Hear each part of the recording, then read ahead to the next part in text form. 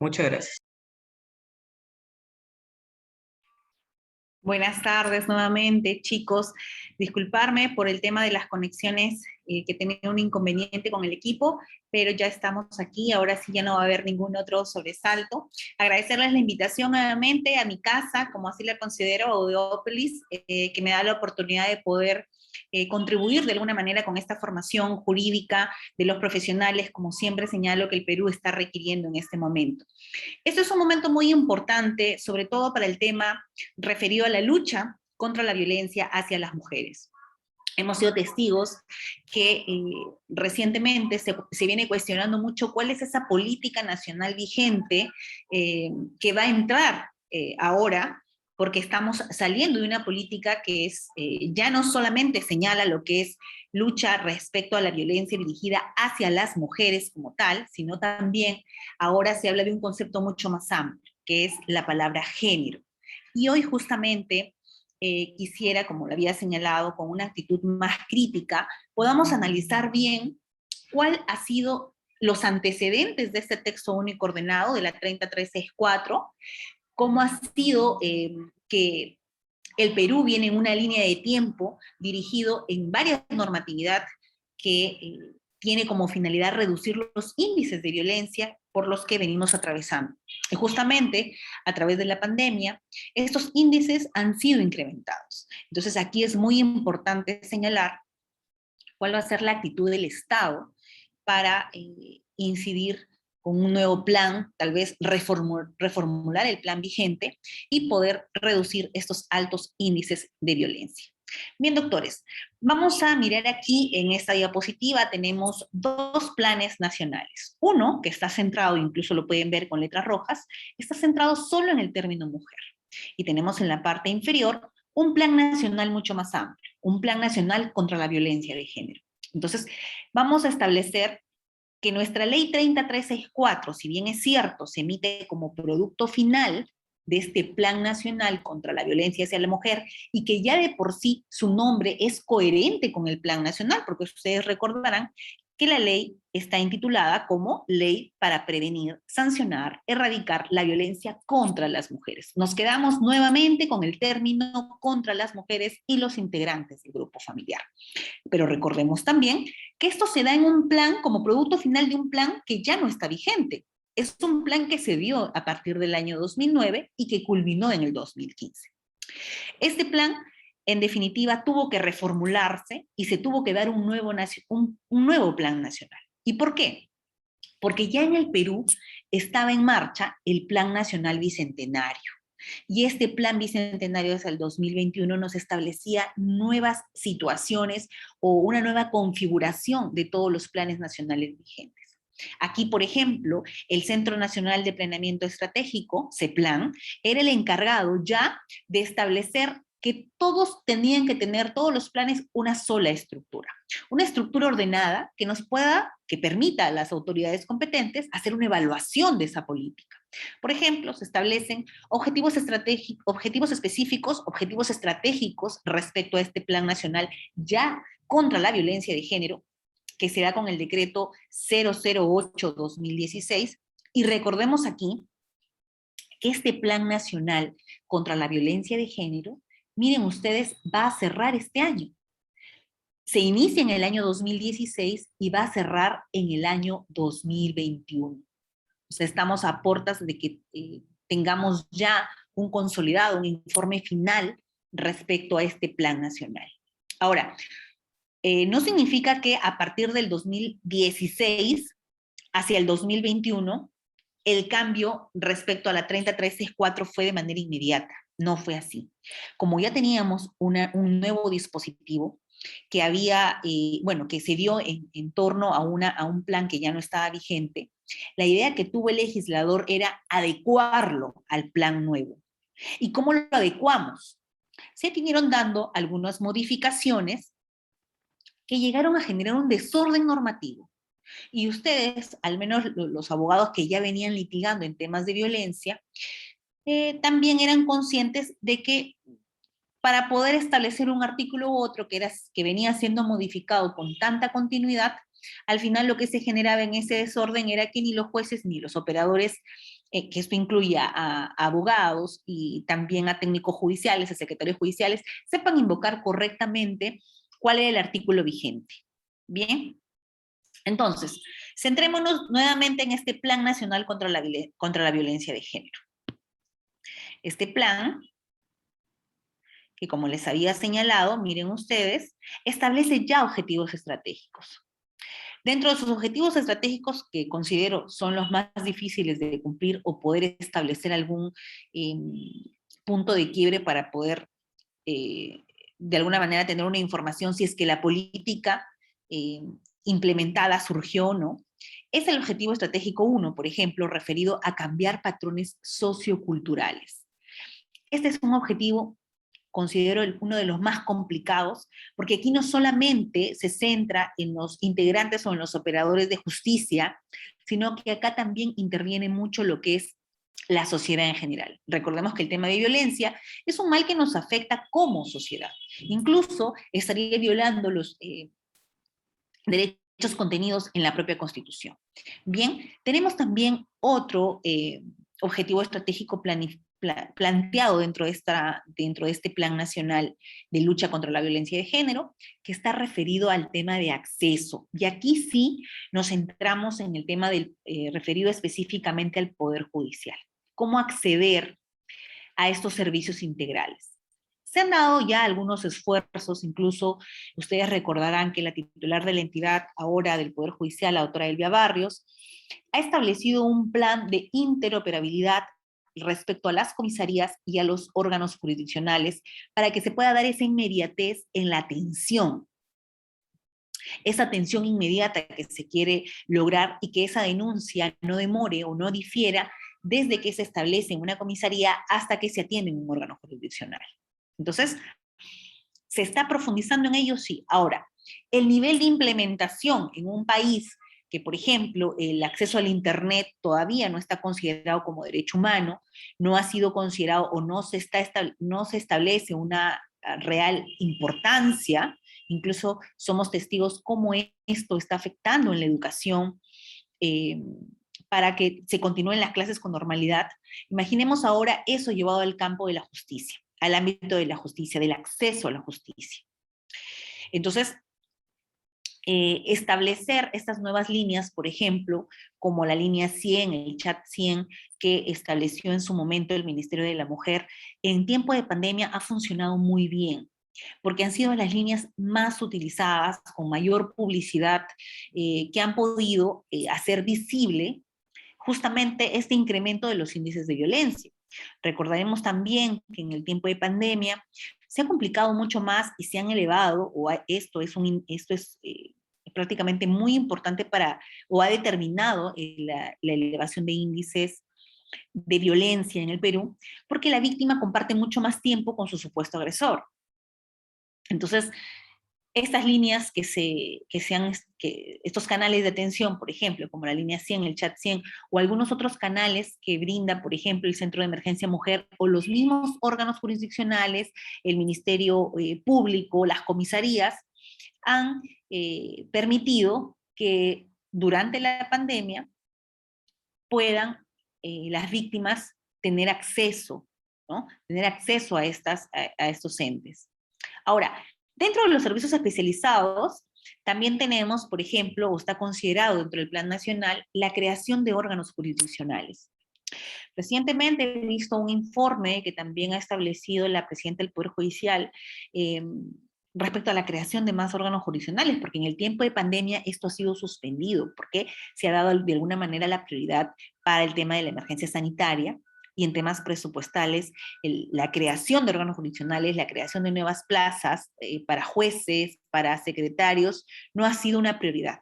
Ahora, muchos de los abogados también son de la idea de que la solución no solamente es crear órganos jurisdiccionales, porque mucho va a depender la estrategia que se puede implementar dentro de la gestión o de la dinámica organizacional que se puedan dar dentro de las cortes para, con la carga que se tiene, poder organizarse y poder disminuir esos índices también de carga procesal. Bien.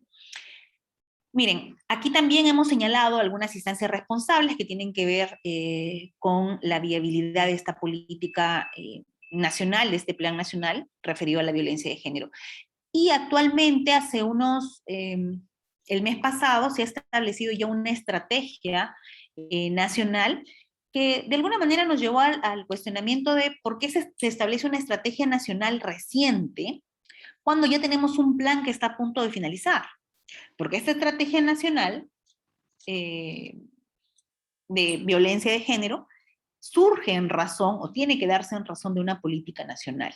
Y la política ya cierra este año 2021, entonces establecer una estrategia del 2021 al 2030, que es más o menos lo que se quieren dirigir, me parece que se debió esperar a salir todo el producto junto y señalar un solo camino, ¿no? Un solo camino para poder reducir estos índices de violencia.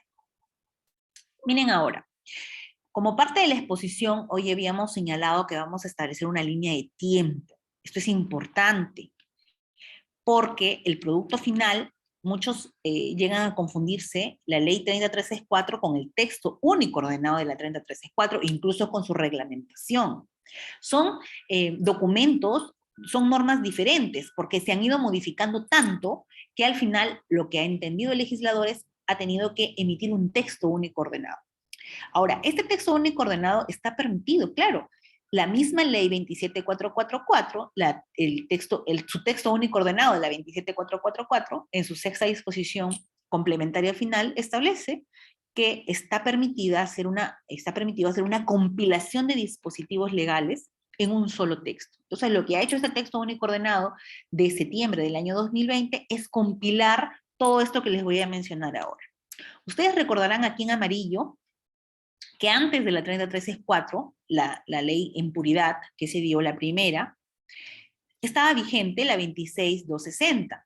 Y la 26260 también sufrió muchos cambios normativos, también se generó todo un desorden respecto a la 26260, que llevó a establecer también un texto único ordenado de esa ley. Entonces, miren cómo en el ámbito de la lucha contra la violencia hacia la mujer se ha venido dando muchas normas, porque las situaciones han ido cambiando, las perspectivas han ido cambiando también. Entonces, la 30364 deja atrás la 26260. Esto en el año 2015. Recordemos que habíamos dicho que esta ley era coherente con el plan, que ya no está vigente, con el plan referido al término mujer, lucha respecto a la violencia contra la mujer. Todavía no aquí en género, estábamos hablando solo de mujer. Bien. Luego se da la ley 30862. Con la 30862 lo que se pretendía era fortalecer justamente esta ley, que si bien es cierto se dio ya con una dinámica diferente, dejando atrás la 26260, con un trámite mucho más ágil, igual todavía no se generaba en esa evaluación que se daba, no se podía establecer que en realidad sea eficaz esa ley. Entonces, se establece esa 30862 y se establece un fortalecimiento de esas normas, ya referidas al término mujer e integrantes del grupo familiar. Luego, en el 2017 también se da el decreto legislativo el 1323. Ustedes recordarán que este 1323 está más ligado al tema del feminicidio. Y aquí ya se establecen algunas modificatorias al Código Penal. Aquí ya empezamos con la palabra género, ampliamos la violencia. No solamente violencia familiar, violencia doméstica, sino aquí también estamos incluyendo la palabra género.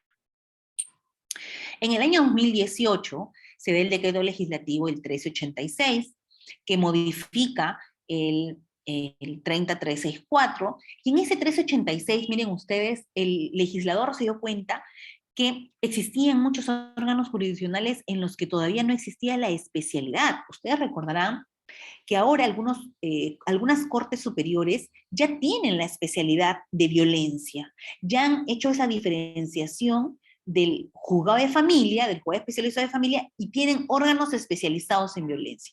Pero esta situación no ocurre en todas las cortes superiores del país. Hay una tendencia, sí, a generar esta subespecialidad, incluso, algunos lo llaman así. Se han generado incluso módulos integrados de justicia respecto y módulos respecto solo al tema de violencia, que ven solo el tema de violencia y han retirado esa carga de los juzgados de familia. Algunos consideran que no ha sido muy planificado ese retiro de carga, porque al final ya existía, por ejemplo, en la Corte de la Libertad, teníamos cuando se inició, cerca de 8 o 9 juzgados de familia, y se crearon 4 juzgados más para el tema de violencia. Entonces tenían más carga los órganos de violencia y los órganos que veían solo familia no tenían carga. Entonces no fue una situación muy que compensaba la creación de nuevos órganos jurisdiccionales y debió ahí utilizarse otro tipo de estrategia. Eso ha coincidido en otras cortes también, ¿no? Que se ha lanzado la especialidad, pero no se ha determinado los niveles de carga para poder manejar, porque el tema de violencia viene a sobrecargar a un órgano jurisdiccional. Ahora el tipo de atención también, el tipo de trámite que se le da en un órgano de violencia es mucho más rápido. Bien, entonces aquí el legislador dijo con el 1386, nosotros no tenemos, no todos tienen esta subespecialidad, incluso hay juzgados mixtos, no hay juzgados mixtos en algunos espacios, en algunas partes del territorio nacional. Entonces lo que corresponde aquí es que en aquellos órganos jurisdiccionales, aquellas cortes que no cuenten con órganos jurisdiccionales que tengan una especialidad como tal para que puedan ver el tema de familia, se les habilita o se les amplía la competencia a los juzgados de paz letrado.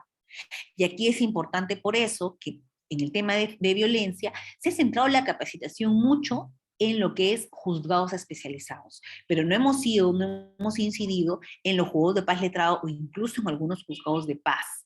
Entonces, es importante que a través de los órganos correspondientes se establezcan estas líneas de capacitación también para aquellos operadores que también son involucrados en los temas de violencia, sobre todo aquellos operadores que no han recibido ese tipo de capacitación. Miren, tenemos luego el decreto legislativo 1470, y los que están litigando los temas de violencia saben que este decreto legislativo se ha dado durante la emergencia sanitaria. ¿Y por qué si teníamos un texto único ordenado a punto de nacer, en este caso, que era en septiembre del 2020? Muchos incluso decían, doctora, aquí ha existido un conflicto, ¿qué pasó con el decreto legislativo 1470? ¿Ya no se aplica o si se aplica? Entonces, la respuesta aquí es la siguiente. Este 1470 lo que viene a establecer son parámetros de actuación. Es un decreto que te dice, mira, estamos en una situación de emergencia, yo ya no voy a poder realizar como tradicionalmente estábamos acostumbrados a una concurrencia física, una audiencia en la que la inmediación entre el juez y la parte iba a ser directa. Ahora tenemos que utilizar los canales virtuales. Y no solamente para las audiencias. El 1470 dice, vamos a llevar al mínimo formalismo. Ojo, no dice que se exceptúa todo tipo de formalismo, sino dice, reduzcamos, llevémoslo al mínimo formalismo, dejemos de lado los excesos rituales formalistas y volvamos más ágil, por ejemplo, para que se pueda otorgar una medida de protección. Incluso con el 1470, y esto ha sido motivo de cuestionamiento, ha permitido que en algunos casos se otorguen medidas de protección sin tener a la vista, por ejemplo, el informe psicológico, o que en el informe psicológico no se determine en sí que existió una agresión psicológica, ¿no? Con un efecto psicológico. Entonces, esto ha llevado a algunos cuestionamientos porque dicen, doctora, en realidad lo que hace el 1470 es prácticamente que cualquier situación que puedo yo decir que es violencia va a ser categorizada como eso y se me va a otorgar una medida de protección. Y esto va a perjudicar a mi defendido, en el caso de los abogados de los supuestos agresores. Doctor, aquí ya prácticamente el dársele una medida de protección se está considerando a mi patrocinado como agresor y eso le perjudica en la búsqueda de trabajo, se le perjudica en su familia, por ejemplo, ¿no? Entonces, acá hay que tener mucho cuidado. Vamos a pasar a la etapa de los ámbitos, donde son dos ámbitos bien claros, no el hecho de establecer una medida de protección no genera una responsabilidad penal, no es de manera inmediata, y eso vamos a ver en la siguiente diapositiva. Bien, entonces, como les decía, el 1470 lo que hace es, vamos a flexibilizar, vamos a establecer canales virtuales, ya no es que las copias, por ejemplo, del Ministerio Público hacia los órganos jurisdiccionales Antes se demoraban en envío, ahora todo tiene que ser más ágil, si incluso el juez tiene que constituirse, así estemos en emergencia sanitaria, tiene que constituirse, por ejemplo, a la comisaría, lo tiene que hacer. Entonces, se genera una situación que involucra incluso los principios contenidos en este texto único ordenado de la 3034, que ahora lo vamos a ver. Bien. Entonces, chicos, recuerden, esta es su línea de tiempo. Esto de acá yo igual les voy a dejar porque existía sí, efectivamente, un desorden normativo, pero esta es su línea de tiempo. Con su línea de tiempo no se van a equivocar. Ustedes van a analizar el texto único ordenado de la 3034. Eso es lo que vamos a analizar hoy. Bien, y la pregunta siempre fue aquí. Miren, yo como les había señalado dentro de esta evolución prácticamente del Estado de Derecho, se establecen algunos puntos o algunos hitos importantes. Uno de los primeros hitos importantes, por ejemplo, fue la Segunda Guerra Mundial. ¿Por qué? Porque a partir de la Segunda Guerra Mundial se empieza a considerar la dignidad humana. El centro de toda la protección de los derechos justamente es la persona humana y se le establece toda una serie de situaciones favorables para ella. El segundo hito, para algunos entendidos también, consideran que es el COVID, porque a partir del COVID se ha generado prácticamente, o lo que se ha pretendido es no suspender el servicio de justicia. Y a partir de eso, la creatividad de muchos órganos jurisdiccionales, de muchas cortes superiores de justicia, han hecho de que no se dé una suspensión como tal y que se sigan tramitando sobre todo casos sumamente urgentes referidos a los temas de violencia familiar, a los temas de alimentos, por ejemplo, ¿no? A los temas penales. Y acá quisiera recordar también, esto lo voy a pasar rapidísimo para llegar bien al tema de violencia, pero es importante que ustedes sepan que respecto a los temas de violencia están muy referidos a la convencionalización del derecho, porque lo que se busca justamente es lograr un Estado judicial. Un Estado judicial donde aquellos operadores, aquellos jueces, por ejemplo, no solamente se rijan para poder dar solución a un conflicto determinado, no solo se rijan en lo que establecen las normas, sino también puedan utilizar aquellos principios convencionales que han sido incluidos en este texto único ordenado y que hoy lo vamos a analizar. Miren, la violencia contra la mujer, ya entendido como un problema de violación de derechos humanos y que exige ya una necesidad de que el juez lo aborde como problema con un enfoque de género y de derechos humanos, ustedes van a ver que justamente son los tratados internacionales de derechos humanos que forman parte de nuestro derecho interno y que tienen jerarquía constitucional, esto habilitado por el artículo 55 y la cuarta disposición final y transitoria de la Constitución. Miren, en todas las resoluciones, que ya prácticamente es un cliché de algunas resoluciones judiciales, podemos ver estos dispositivos, en este caso estos tratados internacionales, estos documentos internacionales. Dentro de los más comunes que son utilizados justamente para otorgar estas medidas de protección son la Declaración Universal de los Derechos Humanos, que se dio en el año 48, el Pacto Internacional de los Derechos Civiles y Políticos en el 66, la Convención Americana sobre Derechos Humanos en el 69, la Convención para la Eliminación de todas las formas de discriminación contra la mujer en el año 81, y ustedes verifican aquí que ya de manera internacional, en el 81 estábamos ya con una convención para eliminar todo tipo de discriminación contra la mujer. Hablábamos del crecimiento de una mujer libre de violencia en todo su ciclo de vida. Esto data del año 81. Y nosotros recién, nuestra 26260, como ustedes vieron en su línea de tiempo, todavía 10 años después, recién el Perú estuvo dando inicios para poder frenar esta violencia, ¿no? Se hace visible. Antes se consideraba que la violencia doméstica era la única violencia que predominaba. Ahora podemos hablar de muchos tipos de violencia, incluso ya una violencia estructural, una violencia económica, que vamos a ver más adelante.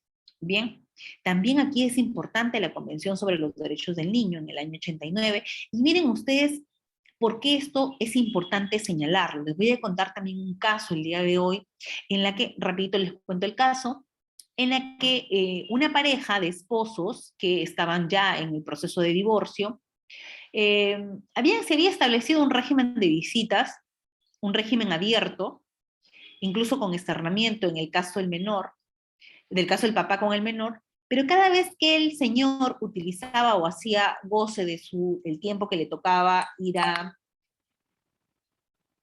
el tiempo que le tocó, que le tocaba ir con el menor hijo, la mamá siempre interfería en esa relación, incluso cuando salían de compras, la señora le hacía todo un escándalo al señor porque, por la forma como se vestía y todo eso delante del menor. Entonces, miren, ese tipo de discusiones o peleas llevó que la señora pida medidas de protección, que ella asumió que el señor estaba ejerciendo una violencia económica.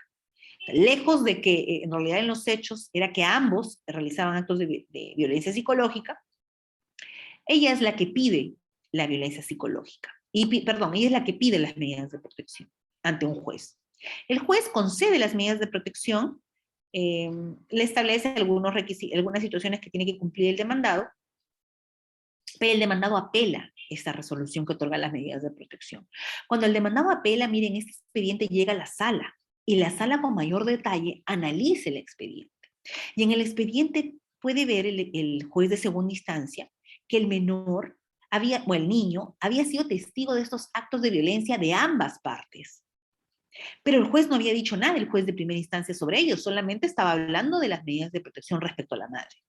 Entonces, el juez de segunda instancia dice, en razón de la Convención sobre los Derechos del Niño del 89, que señala que un niño tiene que crecer en espacios libres de violencia, no solamente estamos hablando del tema mujer, sino también en el caso de los niños, y este niño ha sido testigo de los actos de violencia que se ejercen tanto el padre como la madre, entonces devuélvase ese expediente a primera instancia para que el juez analice si existe una tercera persona, en este caso el niño, que está siendo víctima o no de violencia respecto a los actos que se refieren dentro del expediente judicial.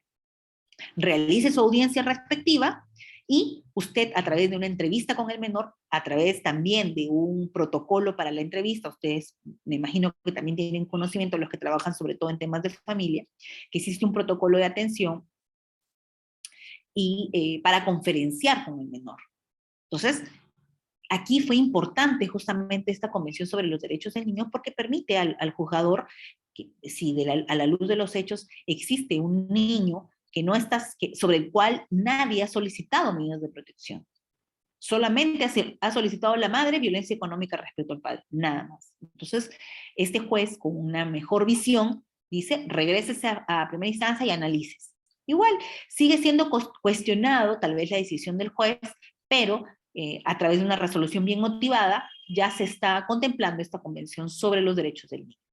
Bien, también tenemos la Convención Interamericana para Prevenir, Sancionar y Erradicar la Violencia contra la Mujer en el año 94, la Convención Belén do Pará, ratificado por el Perú en el año 96, y aquí quiero precisar lo siguiente, miren, en el Perú se da al Perú lo que le corresponde es adherirse a una actualización de las reglas de Brasilia sobre el acceso a la justicia de las personas en condición de vulnerabilidad.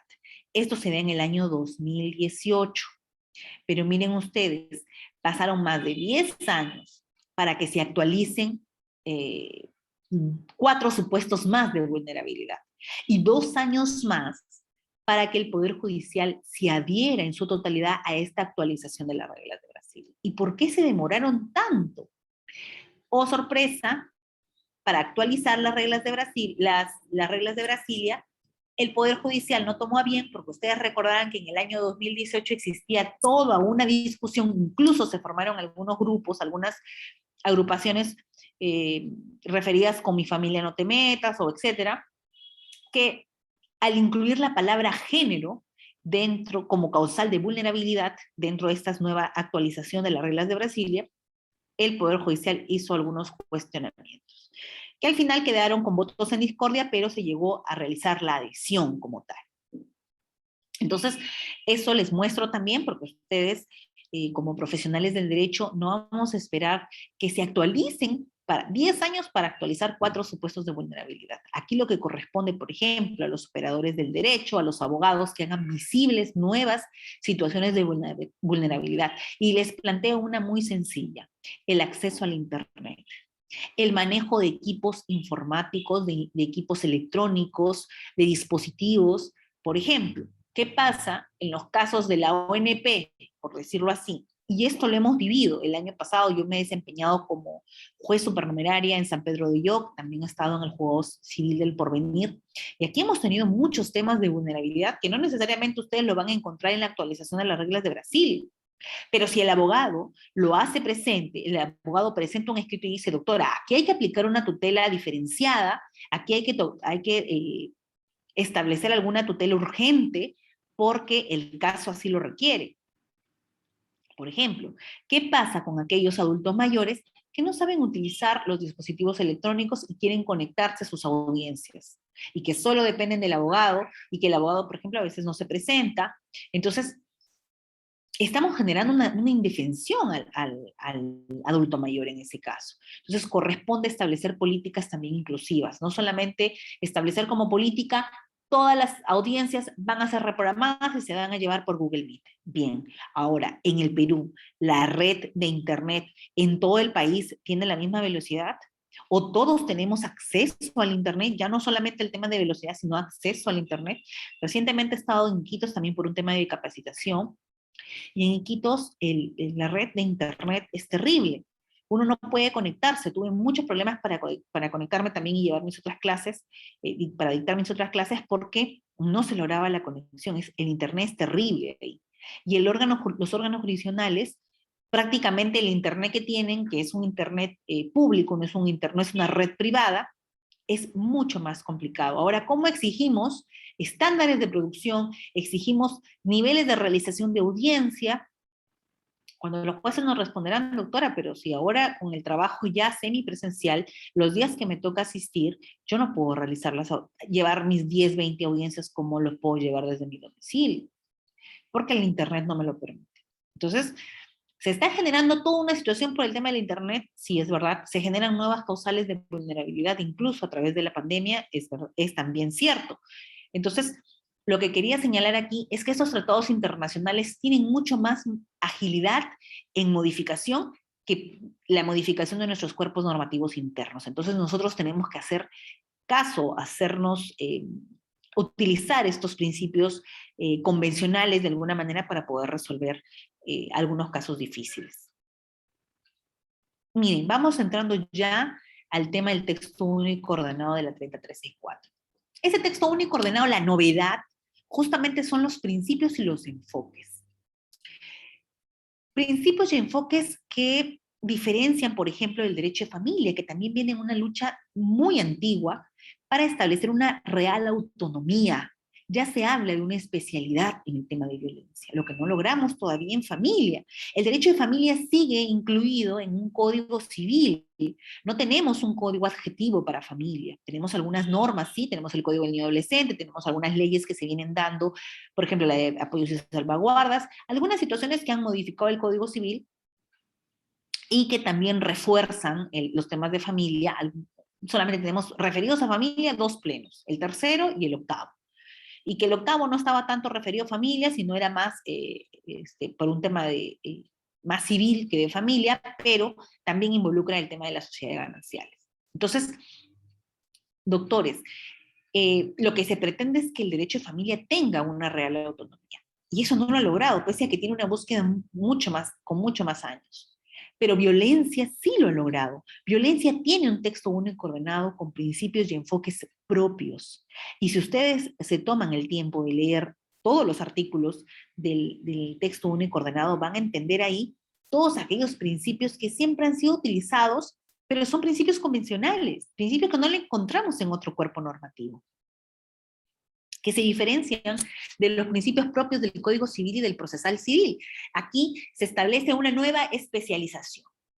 Y bien, y miren, de esos principios, los que considero más resaltantes, los que me van a permitir incluso dar una solución inmediata y oportuna, como así dice alguno de los principios, es, por ejemplo, principio de igualdad y no discriminación. Y aquí les lanzo una preguntita que nos hicieron en España. La profesora María Martín nos decía, para ustedes, ¿cuál es el principio rector? ¿El principio de igualdad o el principio de no discriminación? Estamos referidos a los temas de violencia. Entonces, ¿en violencia qué rige? ¿La igualdad o la no discriminación? ¿Qué creen ustedes?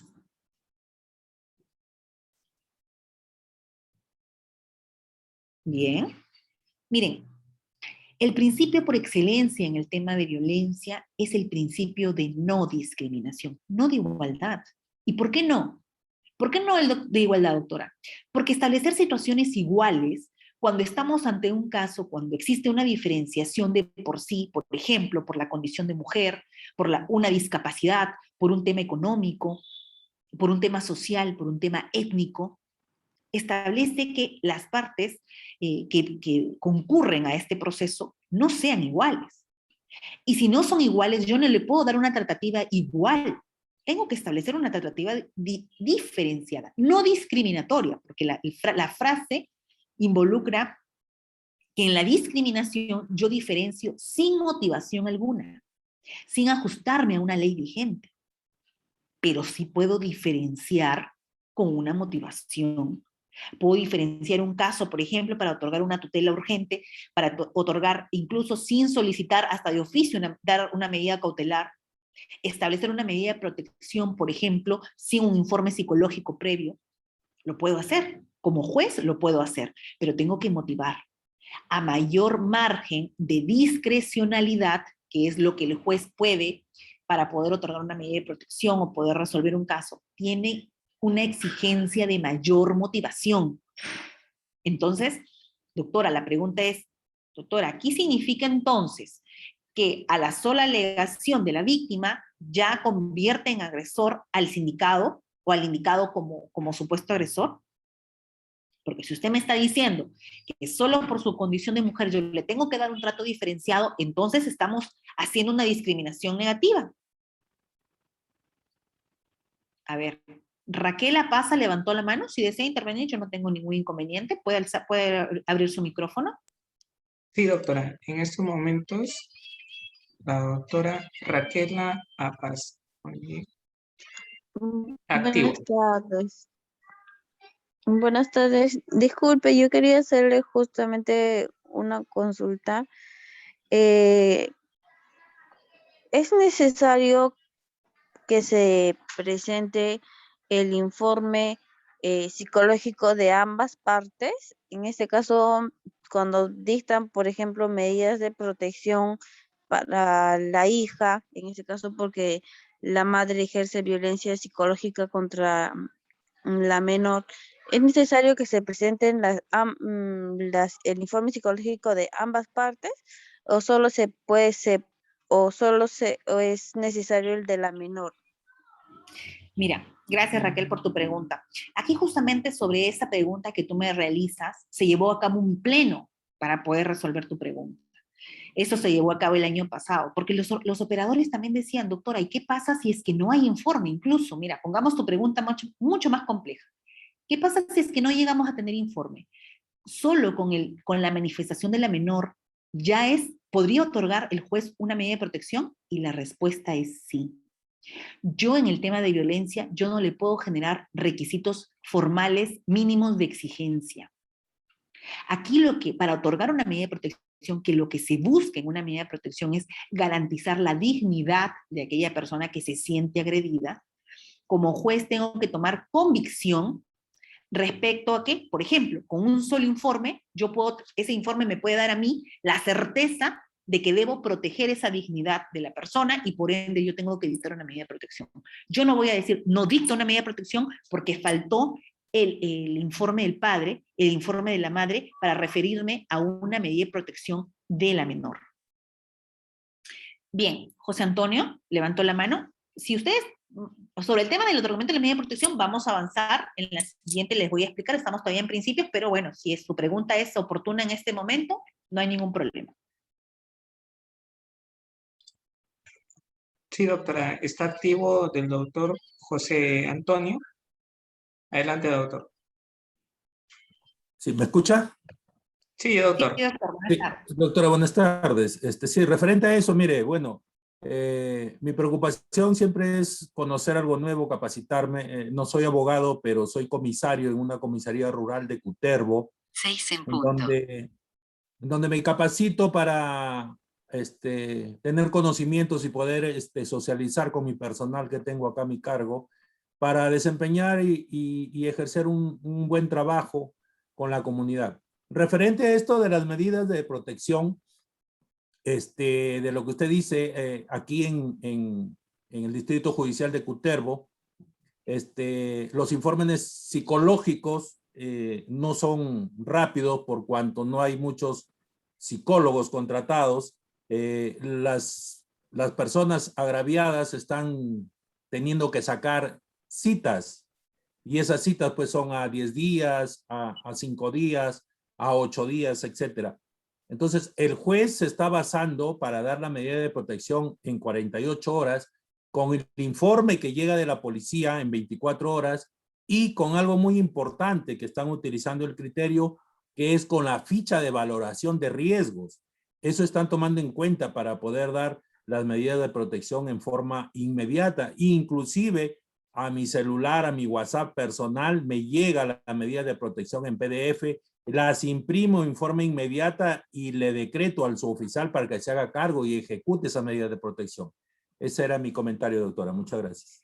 Muchísimas gracias a ti por tu intervención y justamente lo que señala, el comisario, ¿no? El participante, disculpa, no recuerdo nuevamente si me podrías brindar tu nombre. José Antonio. José Antonio nos refiere justamente, miren cómo funciona aquí el decreto legislativo 1470, que es el que vamos a ver más adelante. El 1470 aquí nos dice flexibilizar, eliminar el exceso de formalismo y nos dice establecer canales virtuales. Aquí hay un principio importante que vamos a tratar hoy, que es justamente la intervención inmediata y oportuna. Y miren, permítanme, antes de darle el pase a las dos doctoras que van a intervenir, miren lo que dice el principio de intervención inmediata y oportuna. Los operadores de justicia y la Policía Nacional del Perú, ante un hecho o amenaza de violencia, deben actuar en forma oportuna, sin dilación, por razones procedimentales, formales o de otra naturaleza, disponiendo el ejercicio de las medidas de protección previstas en la ley y otras normas.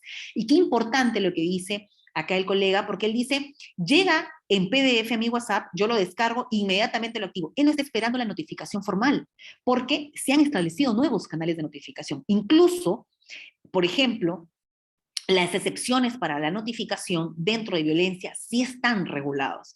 Hemos querido, de alguna manera, copiar el modelo de violencia para el área de familia y para otros tipos de áreas, incluso para civil, pero hay mucha, incluso se ha llegado a judicializar incluso la forma de notificación, eso ha generado una mayor carga. En cambio, en el tema de violencia no, porque en el tema de violencia los operadores, que es la Policía Nacional, el Ministerio Público, los órganos, las personas que conforman los órganos jurisdiccionales, ellos han entendido el mensaje. Ellos han entendido que no van a esperar la notificación formal, que si tenemos los canales virtuales para poder recepcionar esas medidas de protección y que sean cumplidas, entonces lo va a hacer.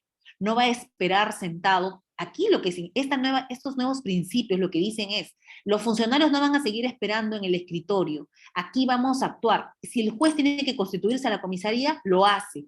Si el policía tiene que descargar de su celular y tiene que en ese momento actuar para poder dotar de eficacia inmediata y oportuna, así como de la mano también el principio de debida diligencia. Estos dos principios, doctores, el de debida diligencia que dice que el Estado, a través de todos sus operadores, va a adoptar sin dilaciones todas las políticas orientadas a prevenir, sancionar y erradicar la violencia, incluso dice, van a imponerse sanciones a aquellas autoridades que incumplan, o sea, que no hagan ese trabajo que muchas veces decimos, felicitamos a la comisaría porque está actuando de manera inmediata, felicitamos al órgano jurisdiccional porque está constituyéndose para poder otorgar esta medida de protección. Pero lo que dice esta ley, este texto único ordenado, es que así debe actuarse. Pero de todas maneras, valga que en algunos otros distritos judiciales incluso en algunos que no hay una señal de internet mucho más ágil, o no hay una capacitación a todos los actores, a todos los operadores, pero aquí felicito nuevamente esa actuación porque así debe ser. Ahí está reflejado el decreto legislativo el 1470 y los principios del texto único ordenado, el principio de debida diligencia estatal y el principio de intervención inmediata y oportuna. Bien, en orden de prelación, no sé, Reader, si me indicas quién más alzó la mano para poder contestar las preguntas. Gracias. Sí, doctora. A ver, tenemos al psicólogo, la psicóloga Rosalinda. Correcto. Psicóloga, ¿cómo está? Muy buenas tardes. ¿Nos logra Muy escuchar? buenas tardes. Sí, sí la ¿Qué logro tal? Qué escuchar. gusto Muy saludar. buenas tardes y bueno, felicitar a la ponencia que hasta el momento está bastante interesante. Gracias, doctora, por sus conocimientos. Tenía una consulta. Yo tengo un centro privado. Bueno, trabajo también en una institución educativa privada, pero aparte tengo un centro psicológico privado. He tenido la oportunidad en algunas ocasiones de que me han venido personas, sea mujeres, varones, que están con el tema legal de violencia, ¿no? Que les han pedido el tratamiento psicológico, ¿no? Que les gustaría que yo los evalúe porque de alguna otra manera esto puede ayudar en el tema legal. Entonces yo quería saber en lo que yo puedo hacer, ¿no? Yo lo que tengo entendido, y no sé si está bien, era que en los temas legales con estos problemas de violencia, sea de violencia psicológica, física, etcétera, es más verídico tener una evaluación psicológica de una entidad del Estado, o también nosotros que tenemos un centro psicológico privado, también es tomado en cuenta hacer un informe de una persona. Eso quería saber porque realmente incluso hasta las personas que han venido me han dicho, no, pero el abogado me ha dicho que no hay ningún problema, que usted puede emitir un informe. Entonces, esa era mi duda y no sé si usted me podría ayudar en ese aspecto. Gracias. Bien, mira, el problema surge por el tema de que para otorgar una medida de protección tiene que ser prácticamente inmediato, ¿no? Entonces, lo que tú me hablas o lo que me refieres respecto a las terapias, esto es prácticamente atacar ya la consecuencia. Entonces, por ejemplo, mira, ya vamos a llegar a la etapa de los ámbitos. En el tema de violencia tenemos un ámbito que es un ámbito de protección, que es el ámbito de otorgar medidas de protección hacia la víctima. Y tenemos otro ámbito que es el ámbito de sanción. En el ámbito de sanción ya se establece una responsabilidad, quién fue el supuesto agresor. Si el agresor se convierte en agresor como tal, ya no solamente está, pasa de condición de imputado a sentenciado como agresor, y ahí se le establece incluso algunos, por ejemplo, terapias en centros de salud. En algunos casos los jueces pueden determinar que sean en centros de salud hasta mentales, por ejemplo, en algunos casos se llegan a pedir así. Otros también terapias privadas, ¿no? O sea, va a depender mucho de cuál ha sido la complejidad de lo que se ha resuelto o cómo se ha llegado a establecer este perfil de este agresor. Esto, como te digo, ya en el ámbito de lo que es sanción y en la parte de la rehabilitación. Pero en el ámbito del otorgamiento de medidas de protección, aquí lo que tenemos es, imaginemos que usted en su centro, antes de que la señora diga o considere que ha sido víctima de violencia, ella va porque quiere tener con usted una terapia psicológica. Y usted, por ejemplo, en la narración de los hechos de esta señora, o de este niño, o de este anciano, usted identifica un hecho de violencia. Un hecho que tiene que ser sancionado. Aquí se está ejerciendo una violencia económica, una violencia institucional, una violencia psicológica, una violencia sexual tal vez. Entonces usted anoticia al Ministerio Público, puede noticiar a la comisaría, puede noticiar al mismo órgano jurisdiccional, al Centro de Emergencia Mujer. Tenemos 1000 canales para que usted anoticie eso. Y usted, cuando anoticia eso, tiene un bagaje, tiene una documentación previa, que es las consultas que ha venido realizando. Entonces, para mí como juez, esa documentación es importante porque ahí está contenido la evolución, cómo es que la persona se ha sentido afectada y cómo yo puedo determinar si es que tengo que dar una medida de protección o no. Puedo indicar también que sea un cotejo en ese momento con un informe, por ejemplo, tengo mi equipo multidisciplinario a la mano, que no es como en el caso que nos comentó el colega anterior, sino que, por ejemplo, aquí están sacando una cita todavía para el psicólogo con diferencia de una semana, de 15 días, sino tengo un equipo multidisciplinario efectivo y le digo, realícese el informe psicológico.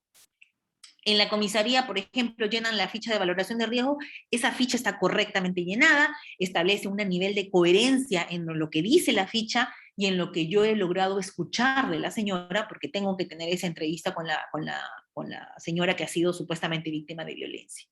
Entonces, yo no quisiera decir que lo que hace el consultorio privado no sirve, o que no sirve con valor probatorio dentro del proceso de violencia. No es así. Como les digo, se pueden señalar algún tipo de canales, porque yo no concibo la situación de que la persona, por ejemplo, ha sido víctima de violencia física, por decirlo así, sea persona, aquí no existe el consultorio, sea persona, la comisaría, esto, entonces ahí tiene que ser la actuación de inmediato. Aquí no voy a decir, yo me voy a ir la señora todavía a un centro particular, sino que aquí la víctima llega a la comisaría e inmediatamente tiene que actuarse, inmediatamente se tiene que hacer ahí la ficha de valoración, ahí mismo se tiene que establecer incluso que se le haga el informe. Eso es lo que pretende la ley.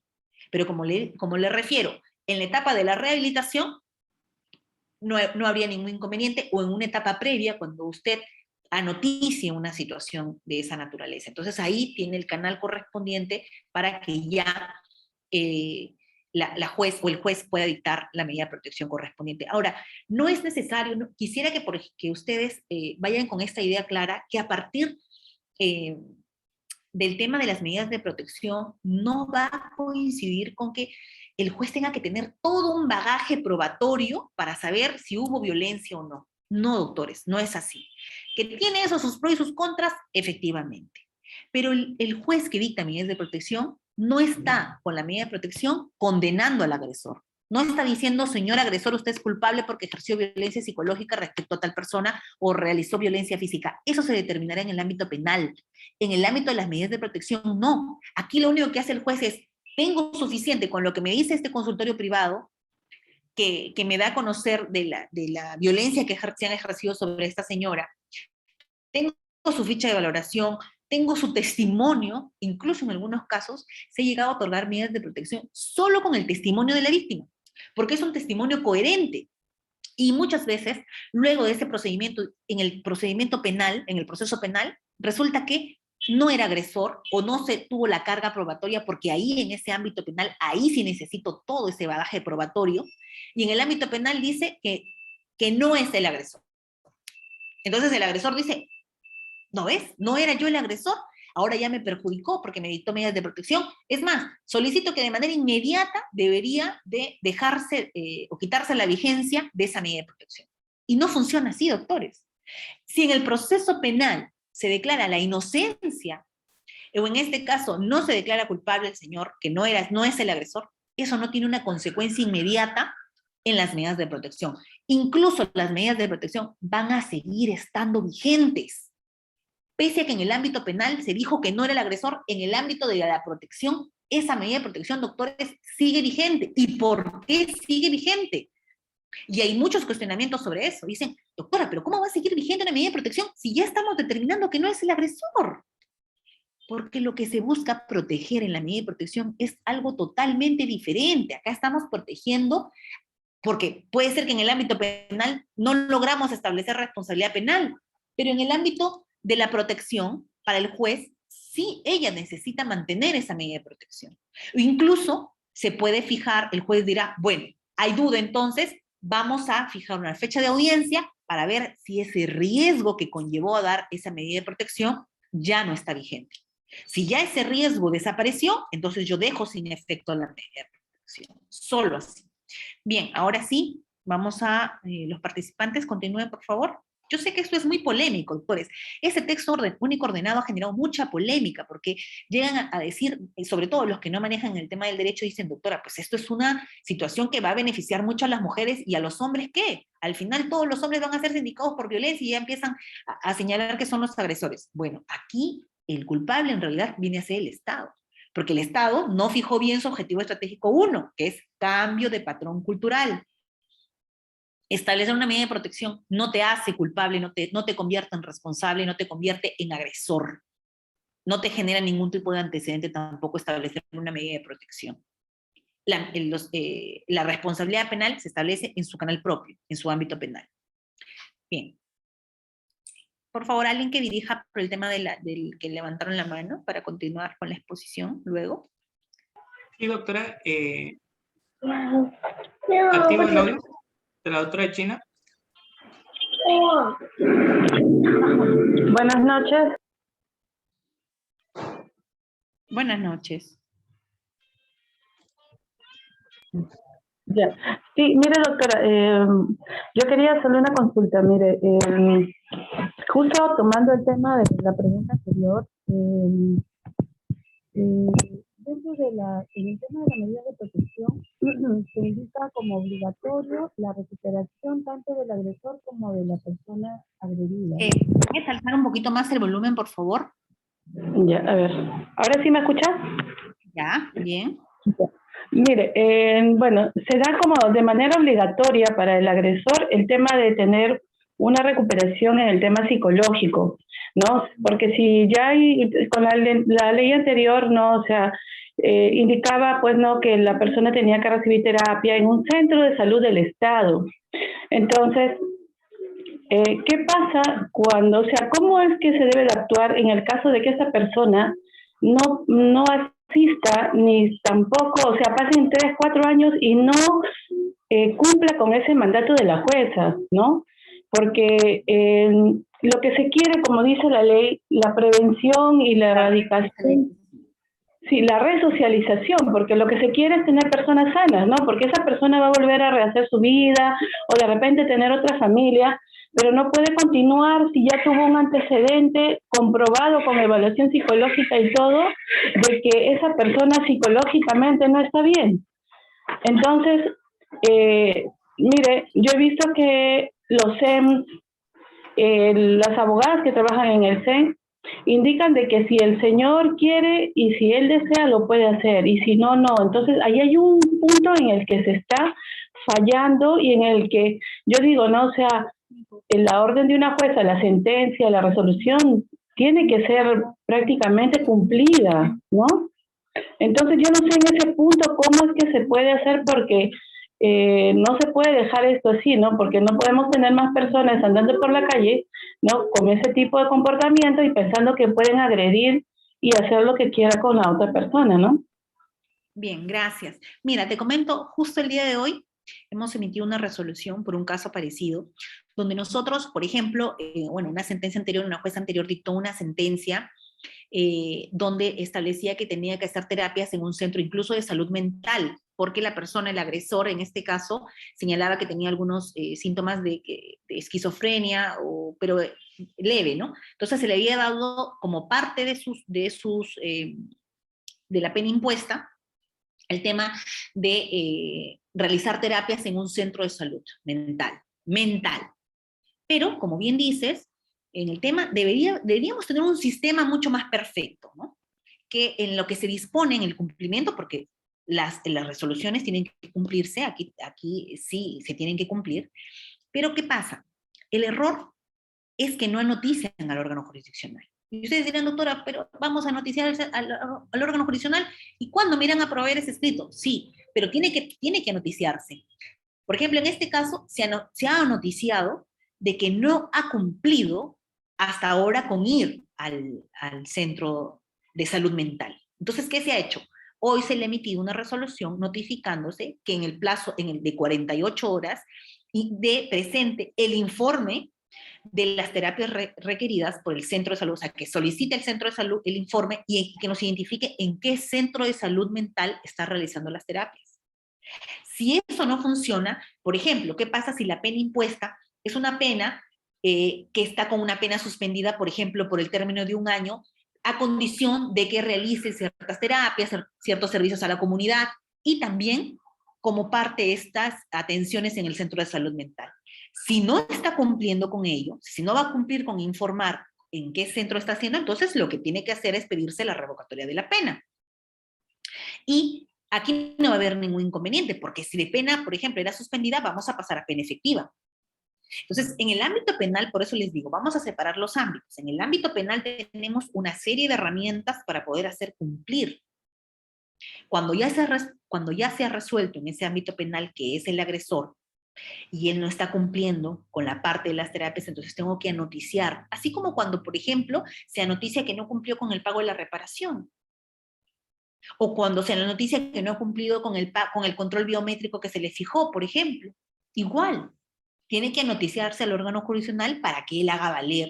El órgano jurisdiccional notifica, porque tienes que notificar esa situación, y ahí ya está en potestad el Ministerio Público, se le corre traslado también, entonces se puede revocar esa pena, se puede aplicar la pena efectiva. Entonces, no es que estemos, lastimosamente, sí, en el Perú estamos acostumbrados a querer sacarle la vuelta, por decirlo así, a las disposiciones, pero si la víctima o el entorno de la víctima es consciente que este agresor, por ejemplo, está incumpliendo esta medida de protección, de no separar, de no mantener el alejamiento que se establece, por ejemplo, ahí, la distancia, eso se tiene que noticiar.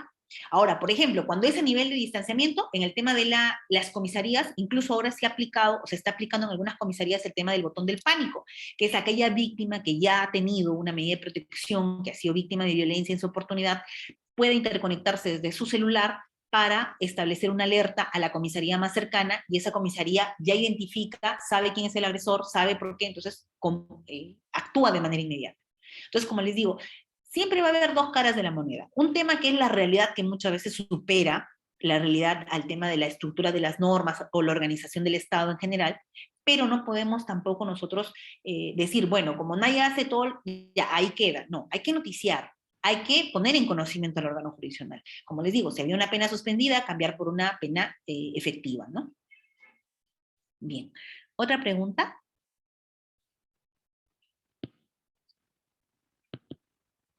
Sí, doctora, del doctor Alfredo.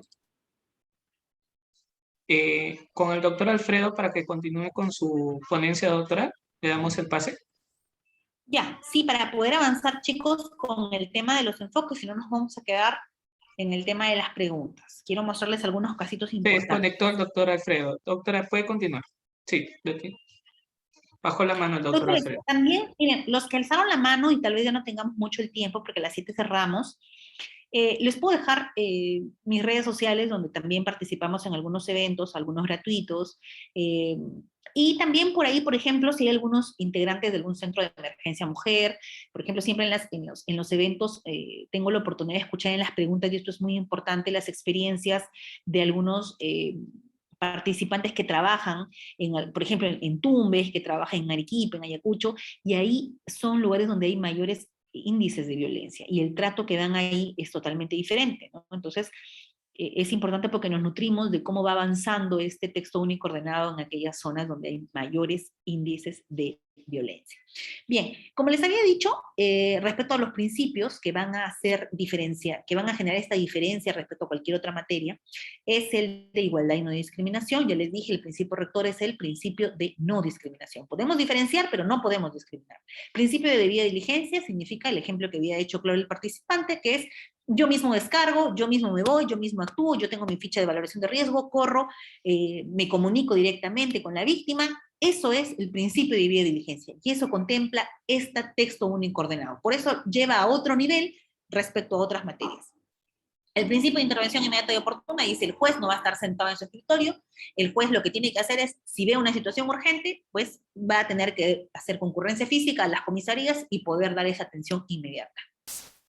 Bien, entre otros principios también aquí resaltan el interés superior del niño, por ejemplo, en el caso que les mencioné de aquel niño que también había sido prácticamente víctima de violencia, pero nadie se dio cuenta de él, ni la madre, ni el padre, ni el juez de primera instancia, y recién el juez de segunda instancia se dio cuenta que había una persona que estaba sobre la que recaía temas de violencia. Le dijo: señor juez, analíceme usted, haga una entrevista con el menor y verifique si ese niño está viviendo en un ambiente libre de violencia, en razón de los tratados internacionales. Principio de sencillez y oralidad, porque significa que aquí no podemos tenemos que eliminar todo el lenguaje difícil, porque las víctimas de violencia necesitan saber y conocer cómo va el caso. Porque ustedes saben, una víctima de violencia no solamente dice, yo ya no quiero que mi agresor me maltrate, yo ya no quiero que mi agresor continúe violentándome. También quiero, porque tengo hijos, también dejé de trabajar y ya no tengo cómo mantenerme, necesito una pensión de alimentos para mí y para mis hijos, necesito una casa de acogida, por ejemplo, porque no tengo dónde pasar la noche, necesito que se me dé una liquidación de bienes porque tenemos algún bien ahí y quiero que se me dé una liquidación de bienes de manera inmediata, necesito que se me establezca, por ejemplo, un régimen de visitas porque me tuve que salir de mi casa, pero mi hijo se quedó con el papá y yo quiero, sé que yo no tengo el dinero suficiente, que él sí lo tiene, y al menos que me den un régimen de visitas abierto, con externamiento. Entonces, eso quiero que con una medida cautelar, aparte de mi medida de protección, mi medida cautelar, por favor, de mi régimen de visitas. O mi medida cautelar de la tenencia, o mi medida cautelar de un proceso de alimentos. Entonces, yo no voy a esperar, yo quiero que la víctima llegue y tenga todo el servicio completo. No solamente una medida de protección de que no se te acerque tantos metros, no, necesito el paquete completo. Eso va a incentivar a que las víctimas de violencia cada vez puedan confiar en el sistema de justicia y puedan anoticiar estas situaciones de violencia. Bien. Tenemos también el principio de razonabilidad y proporcionalidad. ¿Y qué importante es este principio? Porque algunos jueces, cuando otorgan una medida de protección, por ejemplo, puede ser una medida de protección desproporcionada a la situación que se ha dado, a la supuesta situación de violencia que se ha venido generando, ¿no? También tiene que ser proporcional, porque, por ejemplo, si han actuado más de una persona sindicada como presunto agresor, o hay más de una víctima también de violencia, tiene que ser esa medida de protección proporcional en razón de los intervinientes, en razón de los también afectados, ¿no? Miren, la parte bonita de este texto único ordenado son los enfoques.